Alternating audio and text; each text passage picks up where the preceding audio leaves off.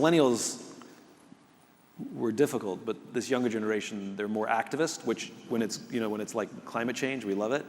But like when you're like the intern and you're sending an email to the CEO going, I don't think that you, it's like there's other ways to do that. It starts with empathy. And we have to understand it's for better or for worse, the changing nature of what work has become in our lives. If you go back a bunch of decades, it used to be that you got your sense of purpose from church, you got your sense of community from bowling league, you knew your neighbors, you barbecued with them on the weekends, and work, I was loyal to work and work was loyal to me. At some point I'd get a gold watch. Aside, there's an entire generation that when I talk about the gold watch, they have no idea what I'm talking about, right? That's how much the world has changed. And work was simply a place that I made a living to pay my bills. But I still enjoyed it was still loyalty. Over the course of time, church attendance is down, bowling clubs don't exist anymore, we don't talk to our neighbors, we become very insular, and what's happened is all of that pressure is now being put on the office. I now expect my company to be the place where I get my purpose, the place I get my friendships, the place I get my community, the place I get my social life. Now we've also added the place you have to agree with all of my politics, right? That's a new one. And it's even now, especially during COVID, it's gone up even higher, especially for this young group, where you also have to be my therapists, my therapy. I'm going to bring all of my problems to work. And where the idea of emotional professionalism seems to have gone away. Where you actually see people sitting in meetings like this, and you're like, what's going on? Having a bad day, right? That's emotionally unprofessional, right? I want you to bring your emotions to work. I want you to bring your whole self to work. But for the same reason that we exercise emotional professionalism in other aspects of our lives, we also do it at work.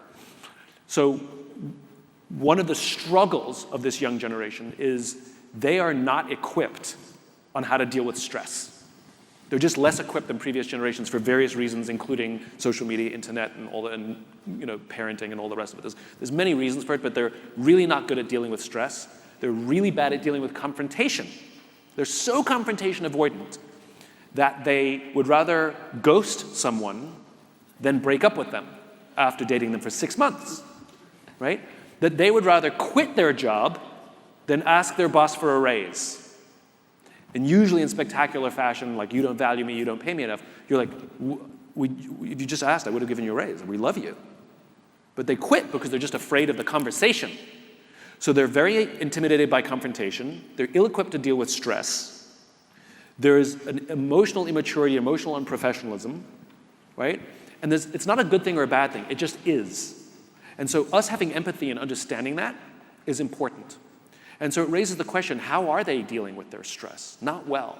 And so there's a new phenomenon that I'm seeing happening in a lot of offices where, especially young people, are finding the one or two the empaths on the team, and they're going to them with all of their problems. And it's not the traditional, I hate my boss, I hate my job. Venting about work is fine, I have no issue with that. But it's, I hate my mom, I don't know what I want to do with my life, when am I going to leave my house, my boyfriend's not working out, my girlfriend's not working out, like every problem in my life on this one or two people at work. And we've had it happen on our team. We had 3 people quit. And I got a little team. I got 3 people who quit because they said they were burnt out. And I was like, I know how much work you do. What do you mean you're burnt out? So I'm like, do you have another job on the side? How can you be burnt out?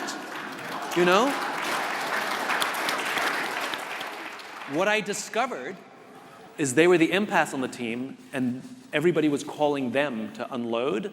They were burnt out because they were taking on everybody's stress, and they were exhausted. They couldn't take it anymore, and they just quit. And when I talked about this publicly, I had a 23-year-old come up to me in one of the companies and said, I do that. And so we have to recognize they are struggling in a changing, chaotic, crazy world right now where there's so much uncertainty in this world. Like the world is always uncertain, but my God, it's war and the country's at each other's throat, and there's challenge and the global warming, and it's just insane, these poor kids. and they have no outlet. They don't know how to deal with it. So it's a challenge for all of us, is how do we hold space for them? And the problem is they don't even recognize when we're doing the right thing for them. That's the hardest part. A lot of anger, but the problem is it's gonna take a bit.